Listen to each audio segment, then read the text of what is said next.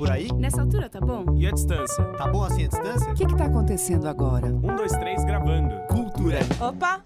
Cultura livre.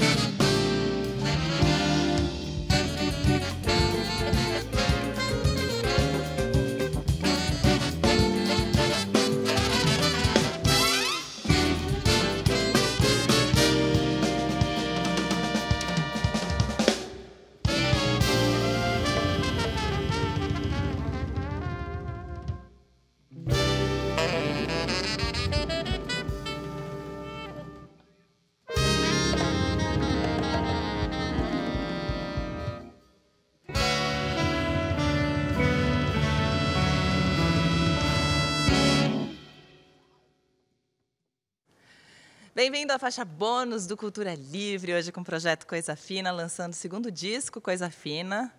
E a gente foi super contido no programa de televisão, porque tinha que ir rápido, porque as músicas eram longas, então agora eu vou falar um monte, estava cheio de coisa para falar, vou ler um monte de perguntas do chat, vou apresentar todo mundo. Aqui do meu lado, Fábio Leandro. Faz uma voz de rádio aí que você gosta de fazer, né? Faz ali no microfone. Ele fica fazendo voz de rádio antes, aí chega a hora, né? Do samba, faz o samba pede passagem. Faz o da Atena. Ó, tá vendo? Tem várias, ele tem várias na manga. Eu fiz voz de rádio. Você fez várias vezes aqui do meu lado. É sério? Eu fiz uma voz assim. É isso? É isso, sim. Pronto. Então é isso, gente. Obrigado. Você que está aí no chat agora, você pode ir no show do Coisa Fina, né? 21, né? Sesc Pompeia, vai ser lindo, maravilhoso. É isso.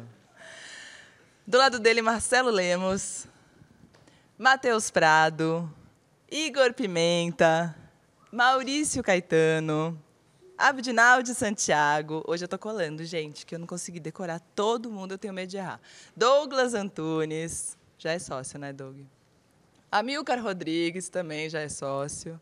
Ali eu vou ter que colar. Diogo Duarte, Bira Júnior, Daniel Nogueira, Ivan de Andrade e Jorge Cirilo.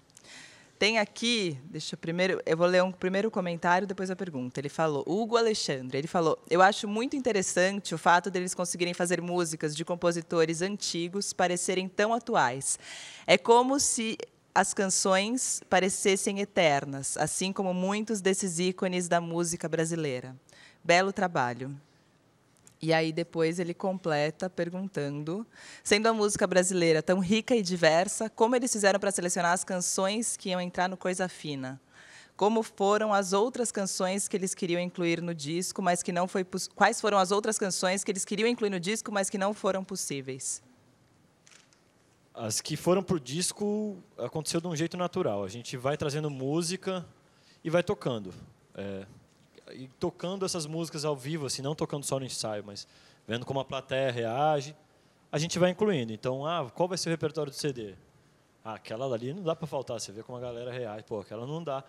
E foi selecionando. A gente ia botar mais uma também do Moacir, chamada April Child, Maracatu, Nação do Amor, só que estava com problema de direito autoral, porque tem duas gravadoras disputando o direito, então até essa disputa acabar, ninguém grava. Então ficou fora do CD também. Eu acho que basicamente essa. A gente tivemos outras, a gente teve uma música que o Lécio de Freitas fez para a gente, o Som de Cristal, que acabou não entrando, mas que a gente gosta bastante também. E que eu me lembre, são essas. E vocês foram para um sítio, né, para fazer esse disco? Sim, o sítio da Gargolândia. Pô, eu acho que foi a melhor coisa que a gente poderia ter feito, porque até hoje saiu o making off e começa com o Matheus falando, né, que é um privilégio poder desligar da cidade grande, ir para um sítio e com os amigos e durante 4, 5 dias você fazer só aquilo que você veio para fazer, que é gravar, fazer música. Então foi um privilégio, porque é um sítio maravilhoso.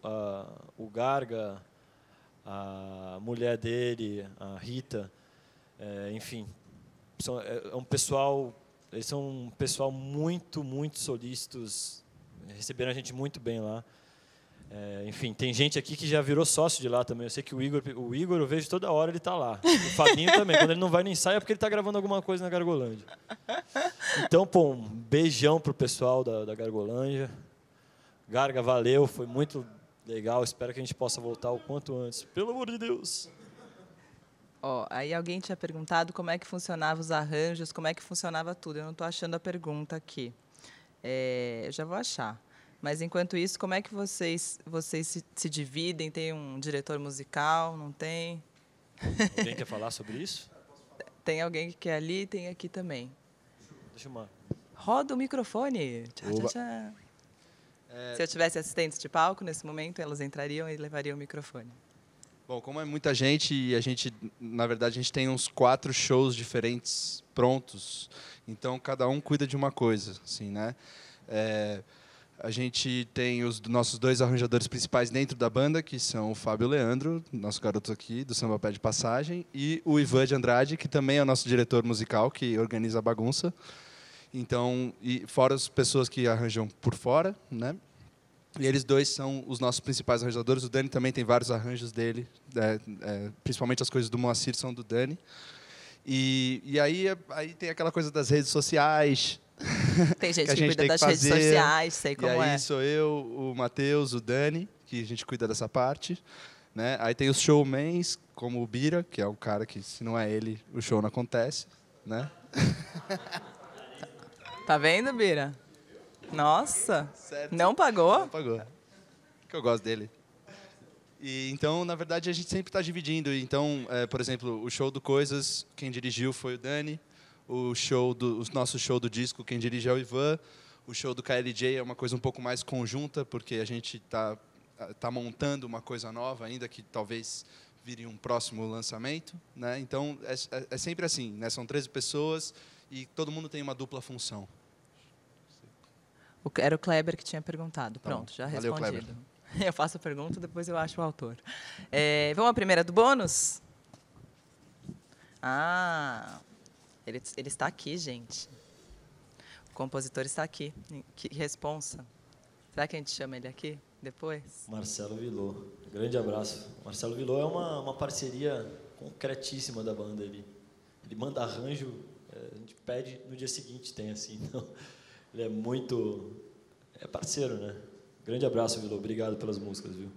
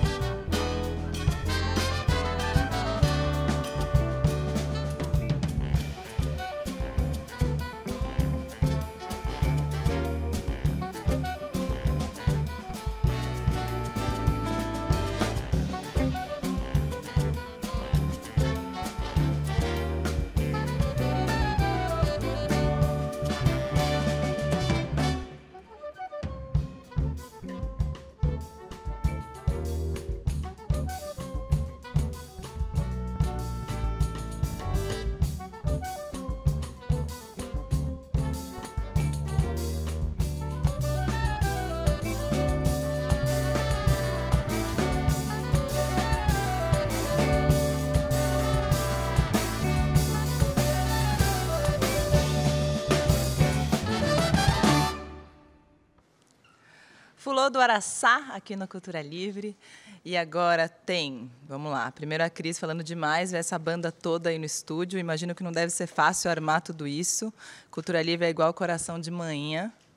Já dá para ver de onde ela é, né? De manhã.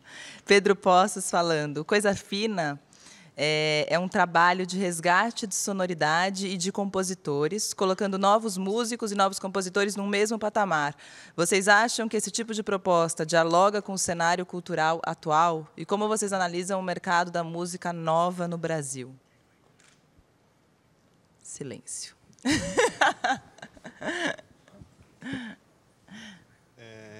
Você vai responder com voz de rádio ou não?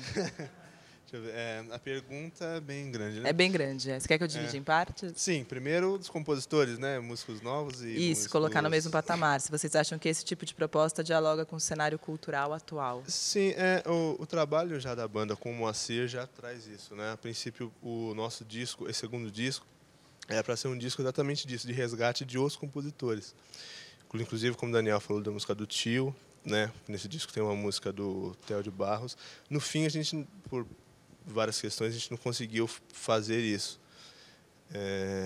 Mas, de certa forma, nesse disco já tem alguns compositores como o Mozart Terra, que era um músico mineiro que morava aqui em São Paulo, do cenário de música instrumental daqui, música do Jacó do Bandolim, o próprio Asa Branca. Então, a gente traz alguns compositores que já são consagrados, o próprio Jacó e o Luiz Gonzaga Humberto Teixeira com Asa Branca, o Theo de Barros, nesse disco, e alguns outros compositores que não são tão conhecidos, né?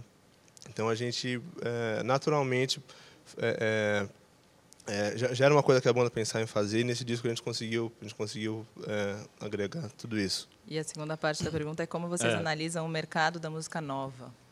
É uma pergunta difícil, mas interessante, porque esse lance, a intenção era mesmo trazer grandes nomes consagrados, compositores já, como eu falei, que já nem estão mais aqui, e trazer pessoas novas também, que estão vivas, que estão aí compondo. Um formato muito legal, assim, eu acabei passando a gente com a banda, eu que também toco no Bexiga. Com essas duas bandas eu acabei passando... Ele veio pouco esse ano, Dani.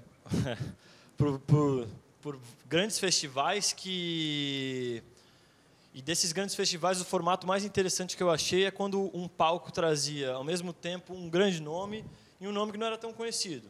Claro que esse nome que não era tão conhecido para estar ali já tem uma história, já tem um respaldo da mídia e tal. Mas o que acontece? Se qualquer banda vai tocar antes do Stevie Wonder, vai ter muita gente para ver essa banda, não importa quem seja, entendeu? Então é uma oportunidade nova das pessoas conhecerem uma banda que está vindo aí e depois para ver um grande nome, né? Um grande nome consagrado que nem o Stevie Wonder, podia ser um monte, podia ser o Sting, podia ser qualquer outro. Sobre o mercado foi o mercado da nova música. Interessante o jeito que ele coloca, mas o mercado realmente mudou. Não só o mercado da música, o mercado de tudo, né?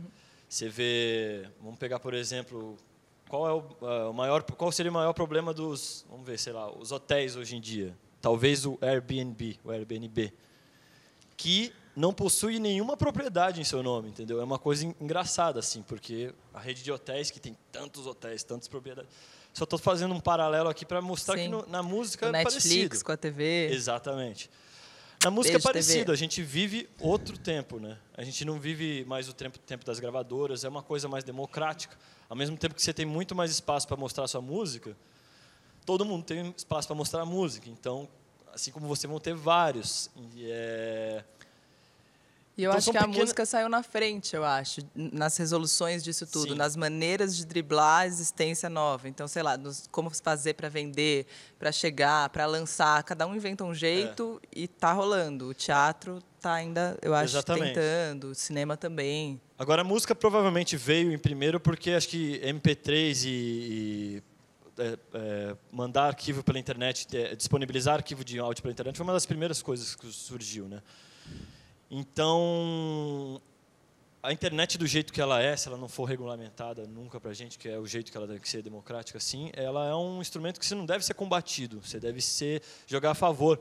Porque todos os impérios que tentaram ir contra isso estão caindo, entendeu? As gravadoras, que eram muito poderosas, resolveram falar não, ninguém vai derrubar a gente, mas começaram a cair. Lá nos Estados Unidos, em Nova York, alguém falou, você tem que visitar tal gravadora, acho que era Virgil, eu não lembro qual, mas vai que é tal. Aí eu fui lá, onde é tal gravadora? Os caras, essa gravadora faliu. Eu falei, não, mas era um prédio imenso. Cara, essa gravadora faliu. Então, assim, poderiam ter se reinventado, entendeu? Você pode não vender mais a mídia física, mas você vende arquivo pela internet. Então, assim, dá para se reinventar. Eu achei a Trattori, que é uma distribuidora aqui, em 8 anos de existência, esse foi o ano que ela teve mais rendimento e que melhor se deu em Porque plena ela crise, soube... né? Seja ela política, econômica, ética, o que for. Mas foi porque resolveram inovar. Não resolveram bater cabeça e contra isso, entendeu? Então, é um momento de mercado que tem que se observar e não tem que estar fechado as coisas. Você tem que estar aberto a isso. Tem que entender como é que as coisas estão se moldando novamente. Porque todo mundo que for contra isso, ao meu ver, é inevitável. Assim, quase como ir contra uma força da natureza. Né? É interessante os dois lados que a internet pode ter. Né? Esse negócio de bater cabeça não tem que aceitar, gente. Tá? As coisas estão assim, são do jeito que são. Estou em dúvida se eu peço uma música ou se a gente toca o Verocai, que tem que tocar o Verocai ainda, esse programa. Tocar o Verocai. Toca o Verocai. Você que sabe. Toca o Verocai. Eles estão pedindo para eu tocar o Verocai. Eu vou tocar um trechinho do Verocai, que é o disco que eles escolheram lá, ó.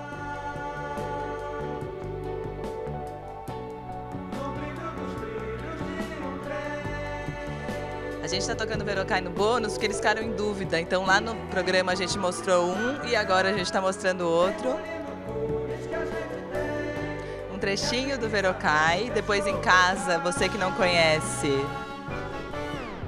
baixa o disco que você acha na internet e um beijo pro Verocai. Grande Verocai, se estiver assistindo a gente, um abraço de toda a banda, cara. A gente se deu muito bem, a banda inteira. Ele é apaixonante. Quando eu fui entrevistar ele, eu saí de lá assim, ele é um cara incrível, assim. O Verocai. Ele parecia que tinha nossa idade, assim, sabe? Ele tem, ele já tinha. Pior que ele tem. Ele tem. Qual que é a próxima? Cabra da Peste.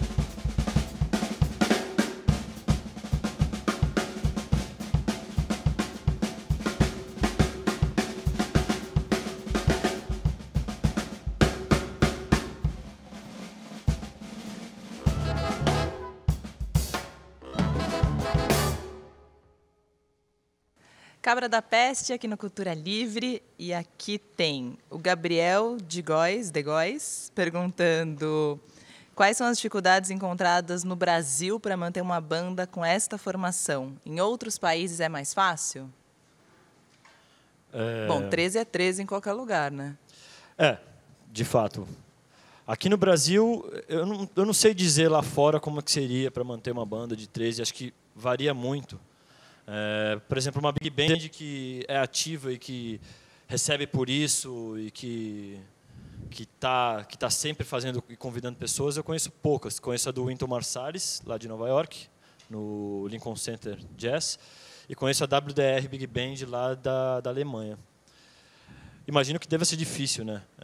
Já é difícil por natureza, 13 pessoas. Aqui no Brasil, posso dizer que tem várias dificuldades, porque o pouco que eu sei, que eu venho pesquisando aqui do mercado, São Paulo é um lugar que tem bastante lugar para tocar, assim, eu diria entre aspas, porque tem o SESC, que é uma entidade que entidade oferece, sagrada. Assim, oferece uma infra sensacional, tem umas unidades muito boas, tem uma programação muito legal, mas só que é em São Paulo que isso funciona. No Rio tem pouco SESC. No Rio tem pouco SESC, assim, eu fui tocar acho que uma vez no SESC do Rio, vi pouquíssimas pessoas tocarem lá, pouquíssimas bandas, mas acontece o quê? Todo mundo quer vir tocar em São Paulo, no SESC. Tem muitas casas noturnas, casas que valorizam música autoral e que lutam para pagar os seus impostos muito, muito caros e driblar toda eu não sei o que posso dizer, mas assim, a fiscalização ou da prefeitura ou do corpo de bombeiros para poder funcionar, né?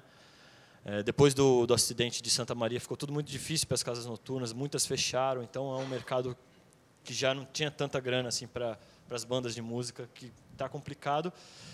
E tem os festivais também que acontecem no Brasil, que tem maravilhosos, como a Mimo, que a gente já tocou, Perquipan, Rio das Ostras, mas que todo ano é uma dúvida se vai rolar ou não, porque vai conseguir captar dinheiro ou não vai.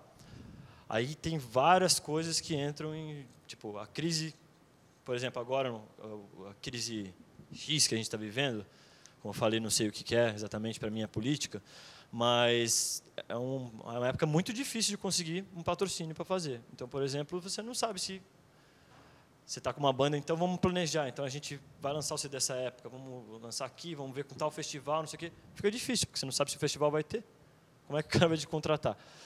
E no meio disso, quando as coisas acontecem meio que em cima da hora, ou então acontece com muita pouca grana, a primeira atração a cair. É a atração que tem muita gente. É totalmente compreensível. Por quê? Imagina ir para, por exemplo, Olinda com 13 pessoas. A passagem para Olinda, às vezes, custa... a passagem para Recife, para Pernambuco, custa mais caro do que ir para a Europa, às vezes. Então, tudo isso é dificuldade, né? O próprio Estado, a Prefeitura, o que eles oferecem, na minha modesta opinião, é muito pouco. A gente ficar esperando um edital do PROAC por ano, entendeu? Ou então ficar contando somente com a virada cultural, que eu acho uma iniciativa muito boa, mas, ao mesmo tempo, gasta quase todo o orçamento da cultura em dia. E eu falo, muitas vezes tem muita coisa boa tocando e eu não consigo ver, na metade, não consigo ver nada. Por quê? Porque eu também sou músico e preciso tocar esse dia. Assim, eu acho que eu falo por todo mundo aqui. Acho que muita gente já viveu essa situação. Então, eu acho que tem essas dificuldades e acho uma pena, porque eu vejo que muitas vezes tem dinheiro para fazer essas coisas. Tem meios de viabilizar. Porque falta planejamento, falta um pouco mais de conhecimento, de conversa com os próprios artistas, com as próprias bandas. Falta um pouco de organização, eu acho, na minha modesta opinião, mais uma vez falando. Mas, enquanto isso, os artistas se fortalecem também, né? O Amilcar quer falar, meu companheiro de super. Sobre essa coisa de manter uma banda desse tamanho, né? Na verdade, a gente acaba tendo uma tática de guerrilha mesmo, né? Essas casas que o Daniel mencionou aí, que ele falou que acolhem mais música autoral, que tem um público... Na verdade, é o público que a gente se identifica também. e que está sempre querendo formar esse público, né? Que é o pessoal que procura música autoral diferente. Aí a gente acaba até indo tocar nessas casas, mesmo que não tenha a gente recebe uma grana meio simbólica, assim, né? Porque para pagar todo mundo. Mas a gente vai tocar meio nesse intuito, de formar público e mostrar o som. Fortalecer é um trabalho a de casa, formiguinha, também. né? É. Mas tem que ser feito. E na verdade eu acho que o mais difícil num trabalho com 13 pessoas é o que o público não vê, né? Que são os ensaios. Né? Falou disso. Foi lá e disse mesmo, olha. A gente tem um ensaio semanal, a gente se reúne toda segunda-feira na casa do meu pai, que tem uma sala grande lá, a gente afasta as coisas e pode fazer barulho à vontade. Aliás, beijo pro Cine Groove também, né? Que tem apelido já. Cine Beijo Groove. pro meu pai, pra minha mãe, que aceita a gente lá na casa deles. Nossa, esses aí merecem E ainda beijo. faz cafezinho e bolinho, cara. Gente, bom, se vocês precisarem de uma hold, eu posso ir lá. É segunda o ensaio aí? Segunda eu posso. Eu queria comprar. Fala aí, Matheus. O Lucas está perguntando. O Lucas está perguntando onde era compra. Só para completar, porque o Gabriel que perguntou, ele é amigo nosso também, que é o Lobão. Tinha Lobão O depois. que o Dani falou e o que a Milka falou, eu acho que isso é uma coisa do cenário, e não só de São Paulo, acho que todas as bandas estão esbarrando nisso, no que os dois falaram. E a gente esbarra nisso com 13 caras, né? Então, é um malabarismo, muitas vezes. O Amilcar falou em tática de guerrilha, é o que a gente faz mesmo. E até quando a gente, para os mais nobres convites, Roberta, que a gente tem, como, por exemplo, ir tocar na Alemanha, nos últimos 3 anos a gente saiu 3 vezes do país. Foi um motivo de muito orgulho, prazer para a gente mesmo, é uma viagem gostosa, prazerosa. Mas também, ao mesmo tempo, por exemplo, uma proposta para uma banda dessa, eles dão cachê, dão hospedagem e dão 5 passagens. Quantos tem aqui mesmo, galera? 13, né? Ixi. Então, imagina que são 8, por exemplo, que a gente tem que ir para a tática de guerrilha do Amilcar para conseguir essas passagens. E, para que o povo saiba que a gente vai para a tática de guerrilha e faz isso, para a gente poder mostrar esse trabalho lá, mas principalmente também para poder mostrar esse trabalho em casa, para poder estar aqui no Cultura Livre e tocar essa música onde mais a gente possa tocar. Uma coisa que também acontece muito é que está mudando. Por exemplo, esse trabalho que a gente faz de guerrilha, muita gente falava para a gente, as casas de show desses amigos e tudo mais, falava, mas é o instrumental de vocês? E eu não posso fazer sexta, quinta, vocês lembram disso? Porque é instrumental. Porque é instrumental. Só que aí também, claro, dentro da nossa tática de guerrilha, a gente também começou a mexer em repertório, cativar as pessoas, tentar formar esse público, chegar o mais perto possível. E hoje, a gente fala assim com o maior orgulho, eles pedem para a gente tocar lá de sexta e de sábado. Hoje a gente já consegue fazer isso. Mas foi no trabalho de formiguinha que os dois falaram. Assim. Isso acho que vai sempre rolar com a gente, mas a gente vai sempre continuar fazendo esse trabalho. Obrigada, meninos. Foi demais. O Lucas está perguntando onde é que ele compra o trabalho de vocês. Ele falou, nossa, que sonzeira, não conhecia. Onde eu posso adquirir o trabalho? Esse disco aqui novo é selo Sesc? É selo Sesc, tá vendo?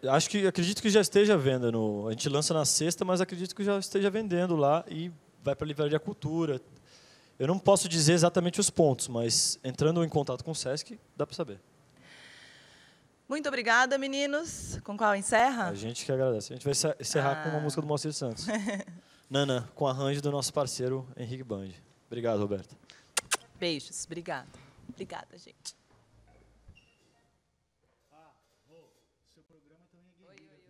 Seu programa também é guerrilha. Ele é show, tá aqui, viu? Show.